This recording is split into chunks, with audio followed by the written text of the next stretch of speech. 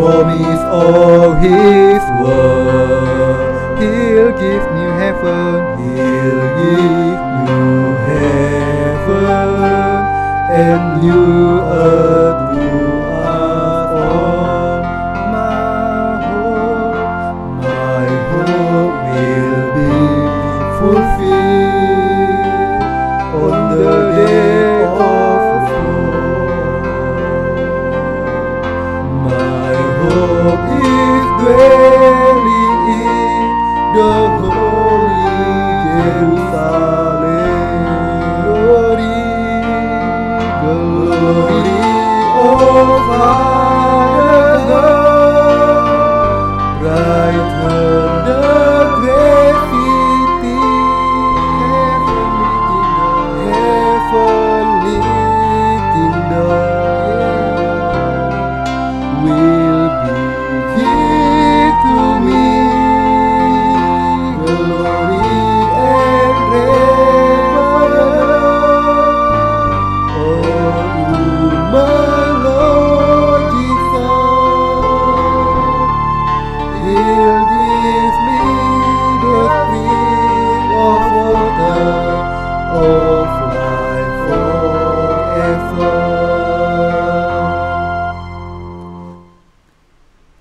Halo, apa kabar? Kiranya Allah senantiasa menyertai kita. Saya percaya Allah akan senantiasa menyertai kita. Amin. Hari ini kita kembali bisa bersekutu untuk karena kasih dan kemurahan Allah yang Dia berikan kepada kita. Dan kita sungguh bersyukur akan hal itu. Dan kita tetap berdoa agar Tuhan selalu membukakan pintu bagi kita, agar kita bisa untuk menjaga persekutuan dengan Dia. Amin. Hari ini kita diingatkan kembali akan betapa besar kasih karunia yang diberikan Allah kepada kita dengan Dia memberikan anaknya yang tunggal, karena kasih-Nya yang besar kepada kita, karena Dia mengasihi dunia, karena kasih-Nya yang besar akan dunia ini, itu adalah dengan kedatangan Yesus Kristus ke bumi ini untuk menyelamatkan umat manusia dari dosa, membuktikan kasih Allah kepada kita. Yesus datang ke bumi ini, Dia yang adalah Allah Sang Pencipta, datang kepada umat manusia yakni ciptaannya sendiri, untuk menyelamatkan umatnya dari dosa-dosa mereka. Di dalam kitab Yesaya pasal yang ke-11, suatu tunas akan keluar dari tunggul Isai, dan taruh yang akan tumbuh dari pangkalnya akan berbuah. Roh Tuhan akan ada padanya, roh hikmat dan pengertian, roh nasihat dan keperkasaan, roh pengenalan dan takut akan Tuhan. Ya, kesenangannya ialah takut akan Tuhan.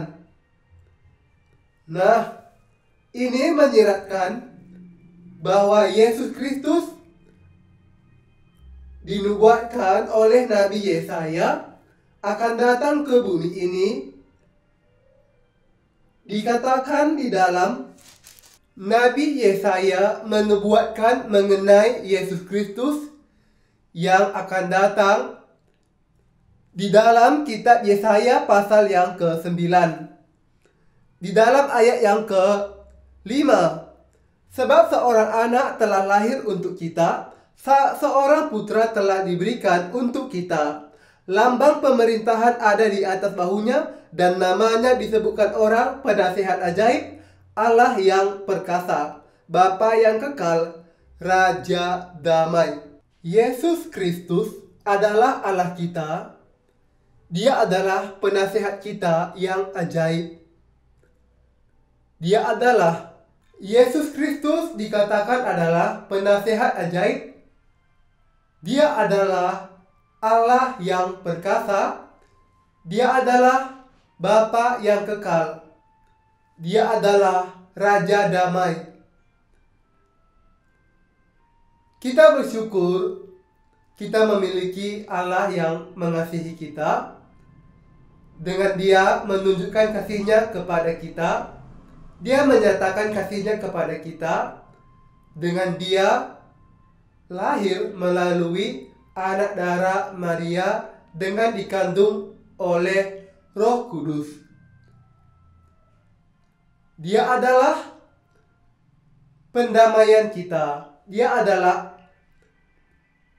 imam besar yang mendamaikan umat manusia dengan membawa darahnya sendiri kepada Allah Bapa sebagai pendamaian untuk dosa-dosa.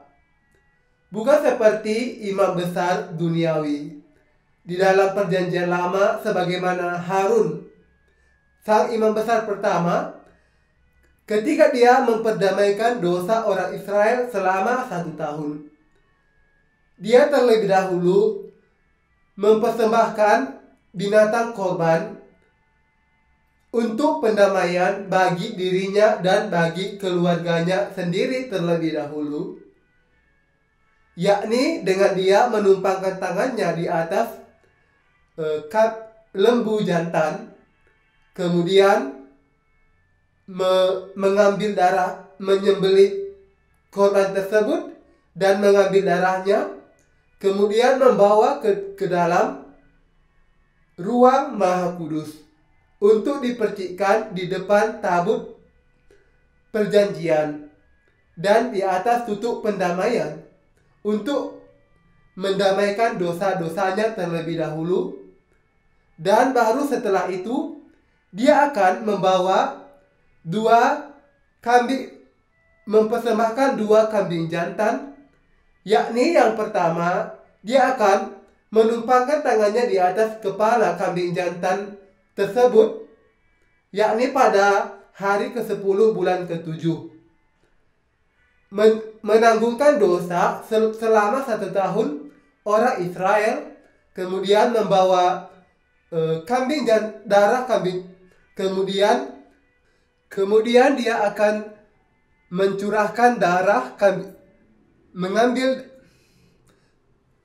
kemudian dia akan menyembelih, kemudian binatang korban tersebut akan disembelih, dan kemudian darahnya akan diambil, dan kemudian binatang korban tersebut akan disembelih, dan untuk diambil darahnya, dan darahnya akan dibawa oleh Harun ke dalam ruang Maha Kudus.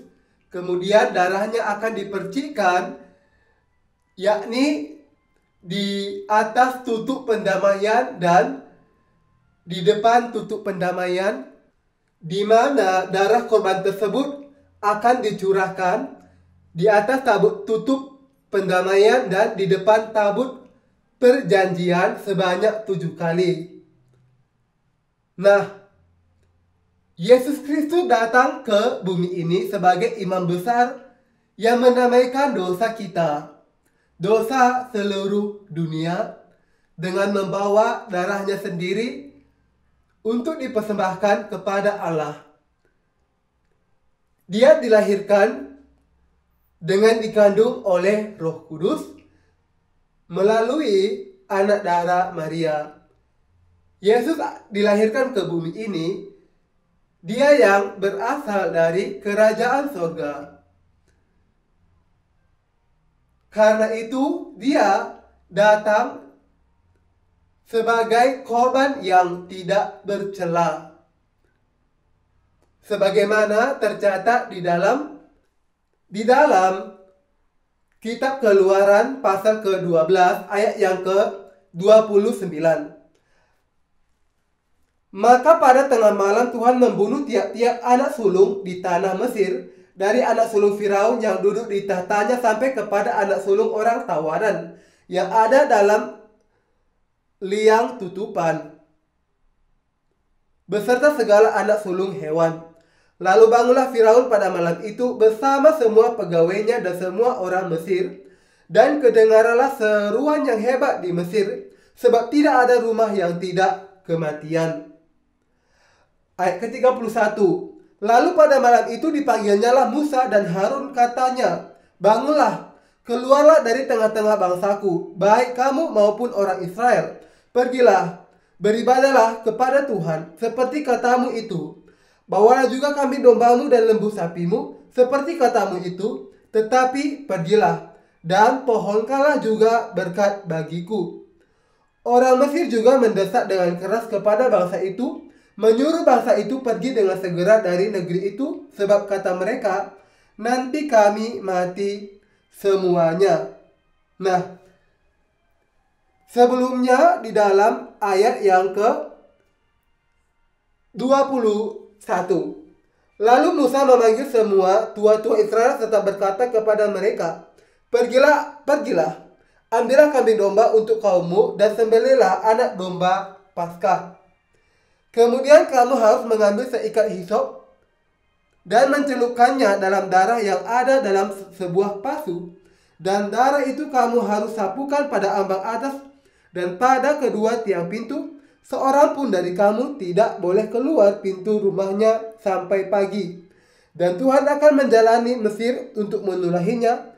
Apabila ia melihat darah pada ambang atas dan pada kedua tiang pintu itu, maka Tuhan akan melewati pintu itu dan tidak membiarkan pemusnah masuk ke dalam rumahmu untuk menulahi. Di dalam masa perjanjian lama, Allah mengutus Musa untuk membawa bangsa Israel keluar dari tanah Mesir.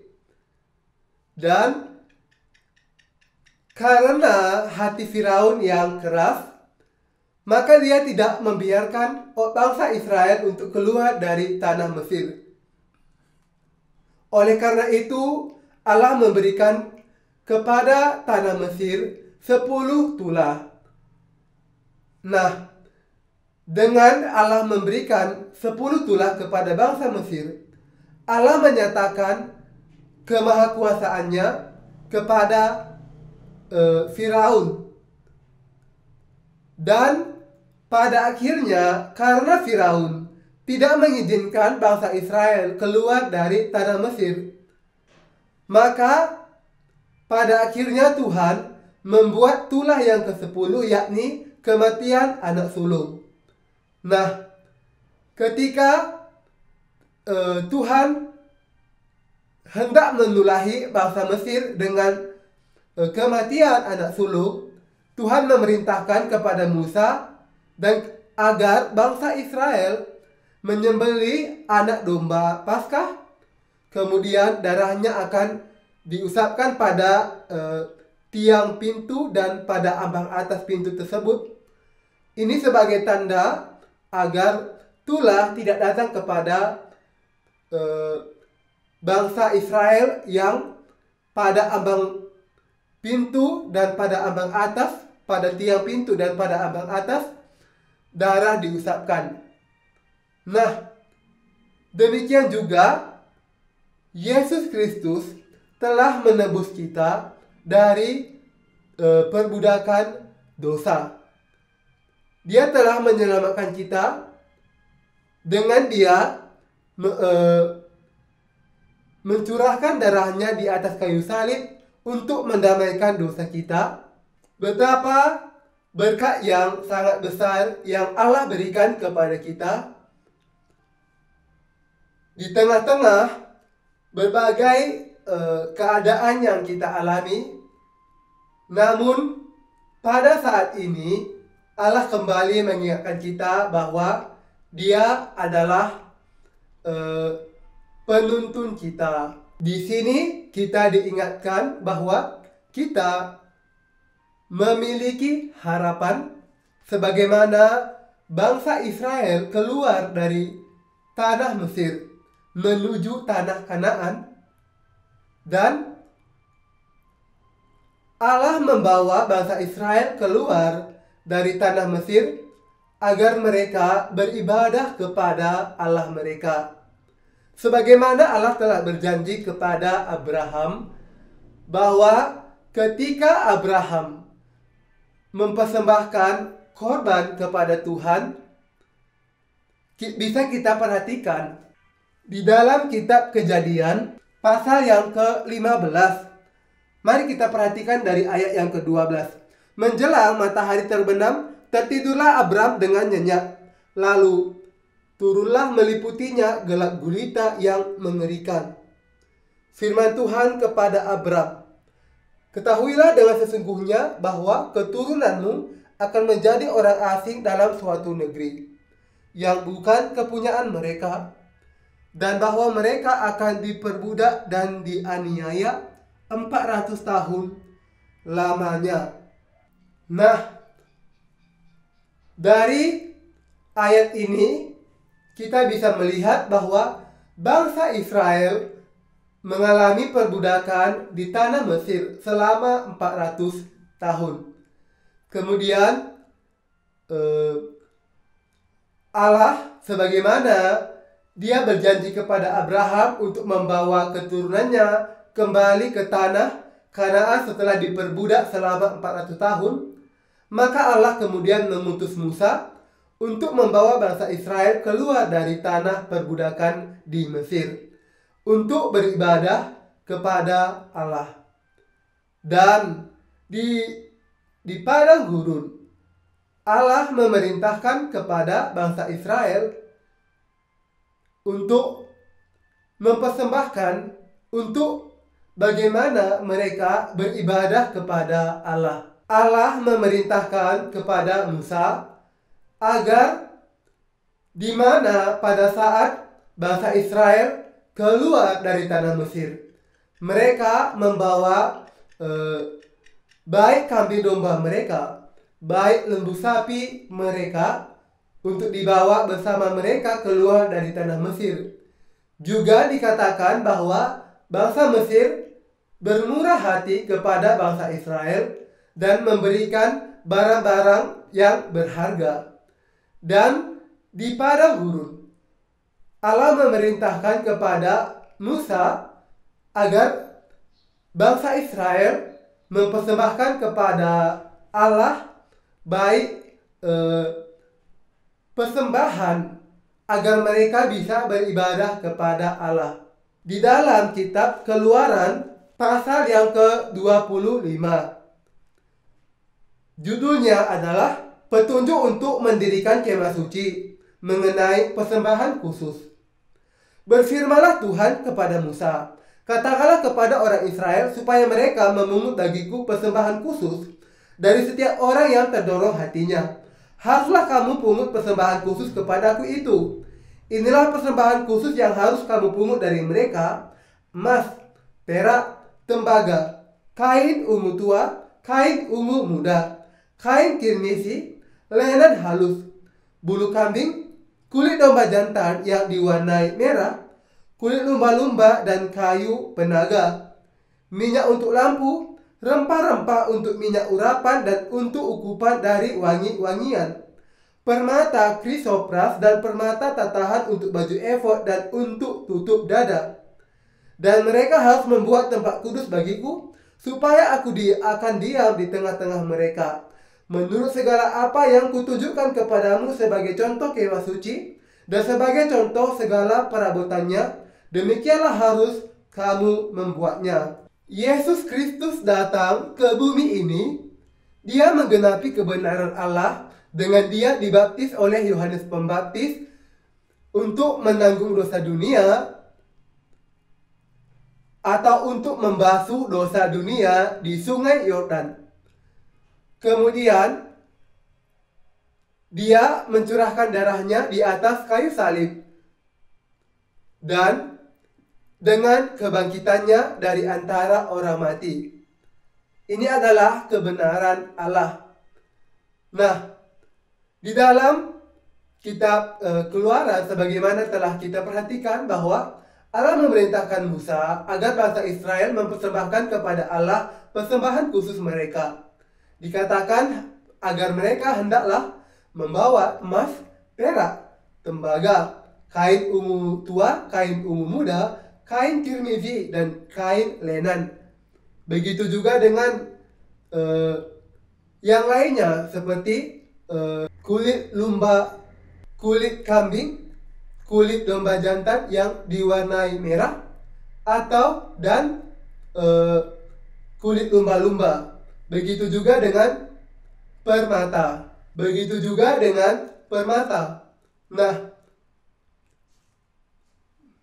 dan pada akhirnya bangsa Israel mempersembahkan persembahan kepada Allah agar bangsa Israel bisa beribadah kepada Allah. Nah, di sini Allah ingin bisa kita melihat di sini bahwa Allah mengasihi bangsa Israel. Dia ingin agar dia bisa bersekutu dengan bangsa Israel. Namun karena umat manusia, yakni sebagai dalam hal ini bangsa Israel mewakili umat manusia, pada hakikatnya adalah tidak sempurna, penuh dengan kekurangan. Maka Allah yang sempurna, Allah yang tulus, memberikan kepada bangsa Israel cara agar mereka bisa beribadah kepada Allah, yakni bangsa Israel haruslah mempersembahkan emas, haruslah mempersembahkan perak dan tembaga. Kemudian kain ungu tua, kain ungu muda, kain kirmizi, kain lenan. Nah, ini semua persembahan yang diminta Allah dari bangsa Israel. Before creation, God made perfection. The Lord who made us and born and from our soul. The Lord of His salvation, water and earth being. Get up the miracle, from the rock of the Lord.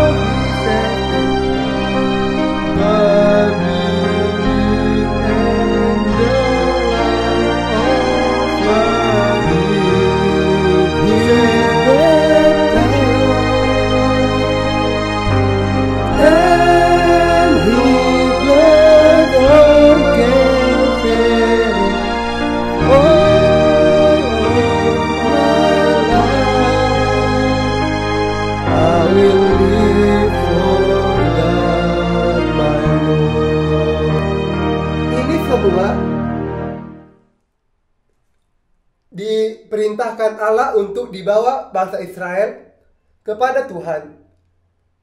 Nah, semua persembahan yang diminta Allah ini telah disediakan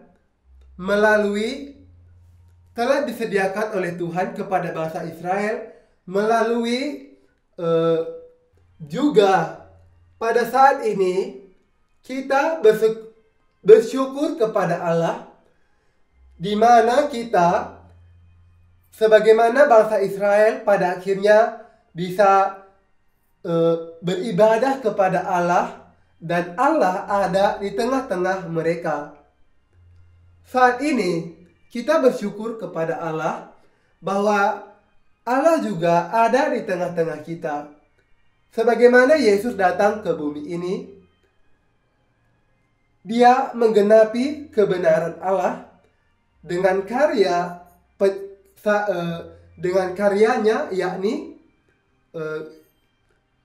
air baptisannya, kemudian darah kematiannya di atas kayu salib, dan juga kebangkitannya. Maka sebagaimana di dalam sebagaimana ketika bangsa Israel hendak beribadah kepada Tuhan, nah, emas yang akan dipersembahkan kepada Tuhan, nah, emas ini akan dijadikan sebagai alat untuk membangun kemah suci. Nah, emas yang dipersembahkan bangsa Israel akan dijadikan alat untuk yang dipergunakan di dalam kemah suci, terutama di dalam ruang kudus dan ruang maha kudus. Sebagaimana yang kita perhatikan bahwa kemah suci sendiri terdiri dari 3 ruang utama, yakni pelataran kemah suci, kemudian ruang kudus dan ruang maha kudus. Nah, di dalam ruang kudus dan ruang maha kudus, maka ruang ini akan dibentuk atau dibangun menggunakan papan dari kayu penaga, dan kayu penaga tersebut akan disalut dengan emas. Nah, di dalam ruang maha kudus, di dalam ruang kudus akan terdapat meja roti sajian. Nah, meja roti sajian ini juga terbuat dari kayu penaga yang disalut dengan emas. Begitu juga dengan mezbah ukupan, juga terbuat dari kayu penaga dan disalut dengan emas. Begitu juga dengan kaki dian atau kandil. Begitu juga dengan kaki dian atau kandil, juga terbuat dari 1 talenta emas murni. Dan di dalam ruang maha kudus terdapat tabut perjanjian yang terbuat dari kayu akasia dan disalut dengan emas. Ini adalah tujuan dari Allah memerintahkan bangsa Israel untuk membawa emas kepada Allah. Nah, kemudian Tuhan juga memerintahkan kepada bangsa Israel agar mereka membawa kain ungu tua atau kain biru, juga kain ungu muda, kain kirmisi, dan kain lenan. Nah, kain ungu tua atau kain biru akan digunakan sebagai untuk kita masuk ke dalam pelataran dari kemah suci atau pelataran kemah di mana Allah berdiam. Kita akan melewati pintu gerbang pelataran, di mana pintu gerbang pelataran ini akan terbuat dari tenunan kain ungu tua atau kain biru, kain ungu muda, kain kirmisi, dan kain lenan halus. Nah, emas di dalam kemah suci menyiratkan iman kita kepada karya yang digenapi oleh Yesus agar kita bisa bersekutu dengan Allah, agar kita bisa beribadah kepada Allah. Kita harus mempersembahkan iman kita. Kita harus mempersembahkan emas kepada Allah. Dalam hal ini, kita harus mempersembahkan iman kita kepada Allah. Apa iman kita yang dikehendaki Allah? Yakni agar kita mempersembahkan kepadanya kain ungu tua, kain ungu muda, kain kirmizi, dan kain lenan halus.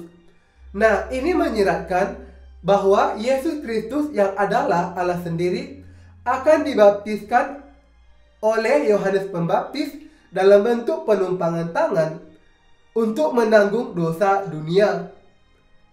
Ini adalah kain ungu tua atau kain biru. Kain biru menyiratkan tentang baptisan Yesus. Sebagaimana di dalam 1 Petrus pasal ketiga ayat ke-21 menyatakan bahwa juga kamu diselamatkan oleh kiasannya, yaitu baptisan. Nah, kemudian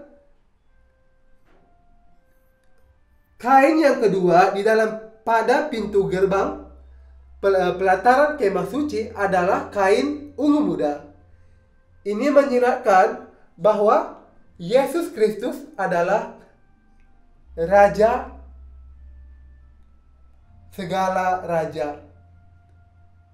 Dia adalah Allah yang kekal. Ketika Allah menjadikan langit dan bumi, pada hari yang ke-6 Dia menciptakan manusia.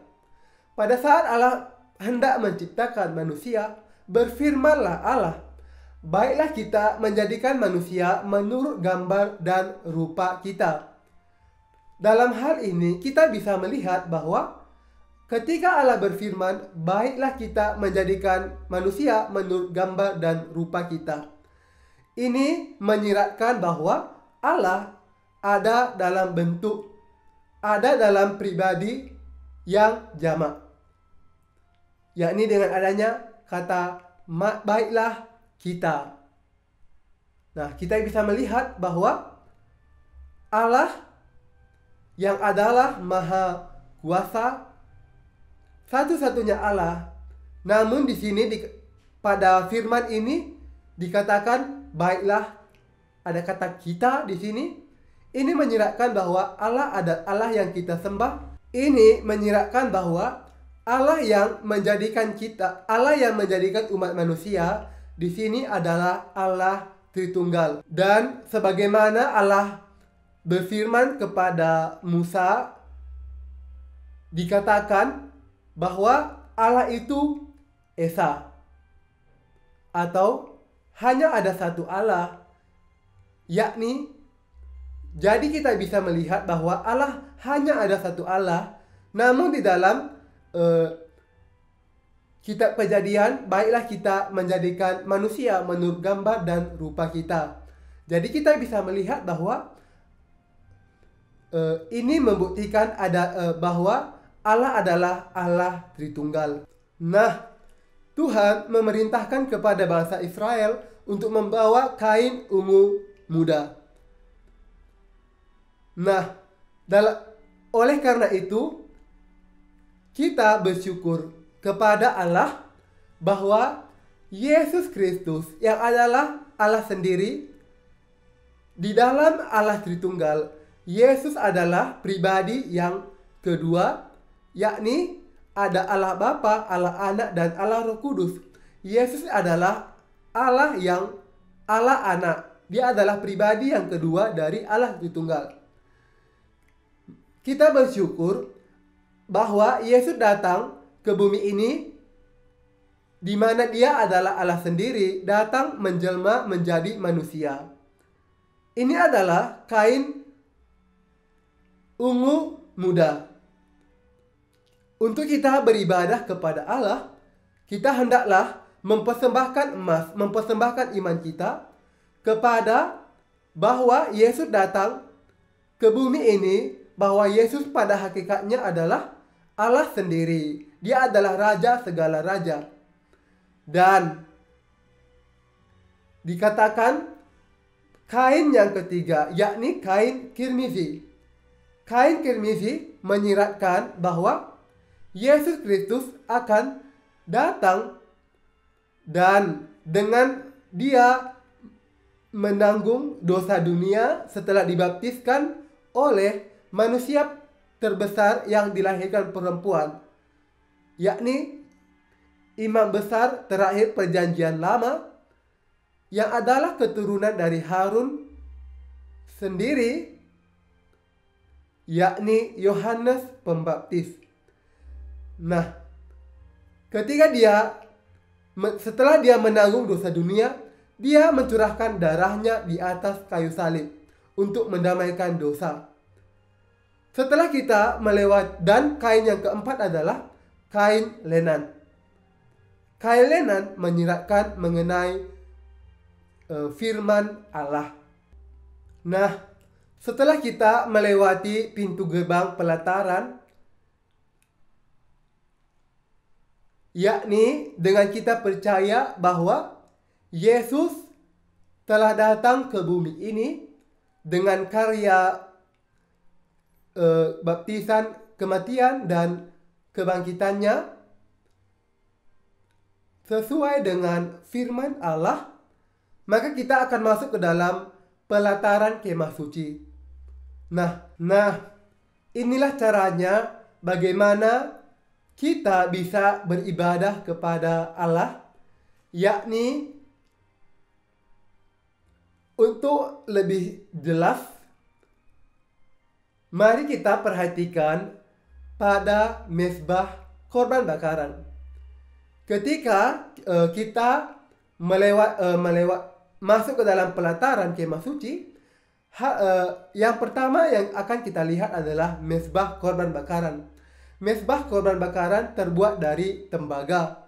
Nah, pada mezbah korban bakaran ini akan dipersembahkan korban kepada Allah.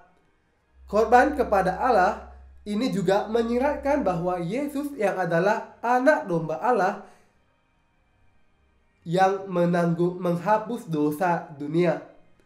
Nah, ketika seorang berdosa kepada Allah dan dia menyadari dosanya, dia akan mempersembahkan, membawa korban kepada Allah, baik kambing atau domba. Dia akan mempersembahkan binatang korban kepada Allah, maka kemudian dia akan menanggungkan dosanya kepada binatang korban tersebut dengan penumpangan tangannya untuk menyerahkan dosanya, kemudian mengambil darahnya. Kemudian daging korban tersebut akan dibakar pada mezbah korban bakaran. Ini menyiratkan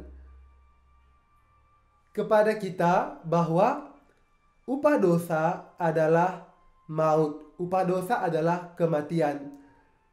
Namun karena Allah yang penuh dengan kasih, maka Dia memberikan kita cara untuk diperdamaikan dengan Allah, agar kita bisa beribadah kepada Allah, bersekutu dengan Allah.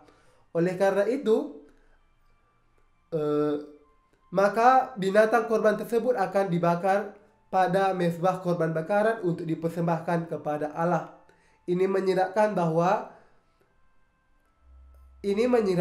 bahwa akan ada penghakiman bagi orang-orang yang berdosa, yakni penghukuman sebagaimana binatang korban dibakar di mezbah korban bakaran. Ini menyiratkan bahwa akan ada hukuman atau kematian yang kedua yang akan diberikan untuk orang yang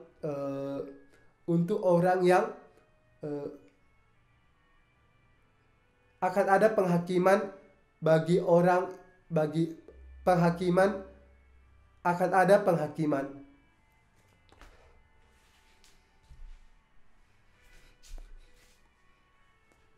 ini menyiratkan bahwa Allah menyiratkan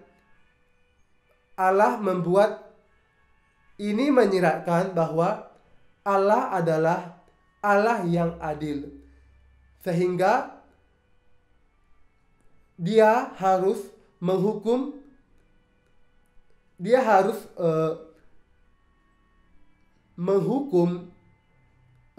membuat penghukuman karena dosa. Ini adalah keadilan Allah. Namun karena dia adalah Allah yang penuh kasih dan kasihnya lebih besar dari keadilannya, maka kita bisa diperdamaikan melalui cara korban. Nah, melalui mezbah korban bakaran, kita bersyukur dan kita juga diingatkan akan keadaan kita sebagai manusia karena pelanggaran kita, karena kekurangan kita, maka karena apa yang kita lakukan ketika itu tidak sesuai dengan hukum Allah, maka kita seharusnya haruslah menerima hukuman karena apa yang kita lakukan.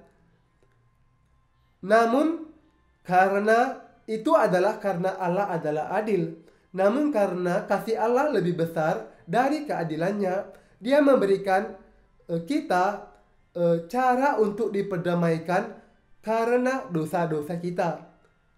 Nah, dengan Yesus datang ke bumi ini, dengan dia mencurahkan darahnya di atas kayu salib setelah menanggung dosa, dengan dia mencurahkan darahnya, itu adalah penghukuman. Ini adalah penghukuman karena dosa. Sebagaimana di dalam mezbah korban bakaran, binatang korban tersebut akan dibakar untuk membayar harga dosa. Yesus disalibkan di atas kayu salib. Yesus disalibkan di atas kayu salib,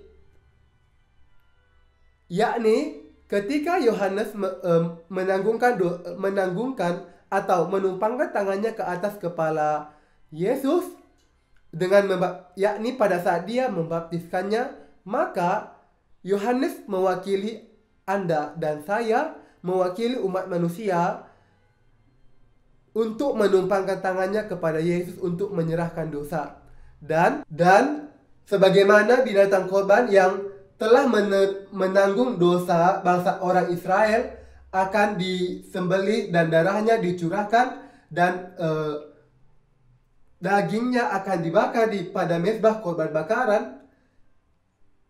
Maka setelah Yesus dibaptis oleh Yohanes Pembaptis untuk membasuh dosa, maka dia mengalami penghukuman di atas kayu salib, mencurahkan darahnya untuk membayar harga dosa.